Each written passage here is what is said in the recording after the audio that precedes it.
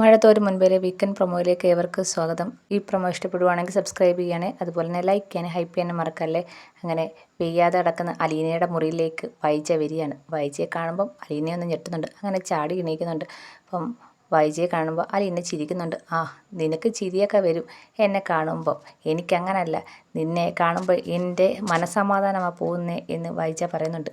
അപ്പം അതിനുശേഷം വൈജ അലീനയോട് പറയുന്നുണ്ട്, ഈ വീട്ടിൽ നിന്ന് പോകണം, നീ എത്രയും പെട്ടെന്ന് തന്നെ ഇവിടുന്ന് പോകണം എന്നൊക്കെ പറയുന്നുണ്ട്.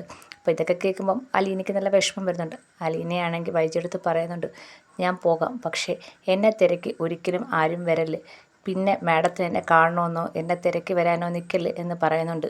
പക്ഷേ വൈജിക്കാണെങ്കിൽ ഒന്നും മനസ്സിലാവുന്നില്ല. വൈജിയാണെങ്കിൽ നിന്നെ തിരക്കി ഞാൻ വരാനോ എന്നും പറഞ്ഞിട്ട് ദേഷ്യം പോകുന്നുണ്ട്. അലീനയ്ക്ക് ഇതൊക്കെ കേൾക്കുമ്പോൾ നല്ല വിഷമം വരുന്നുണ്ട്. അങ്ങനെ ബാലചന്ദ്രൻ്റെ അടുത്ത് ഈ കാര്യം പറയണമല്ലോ. അങ്ങനെ പിറ്റേന്ന് ബാലചന്ദ്രൻ്റെ മുറിയിലെത്തുമ്പം അലീന പറയുന്നുണ്ട്, ഇന്നലെ മാഡം രാത്രിയിൽ എൻ്റെ മുറിയിൽ വന്നായിരുന്നു. ഒരു ഞെട്ടലോടെ ബാലചന്ദ്രൻ അലീനയെ നോക്കുന്നുണ്ട്.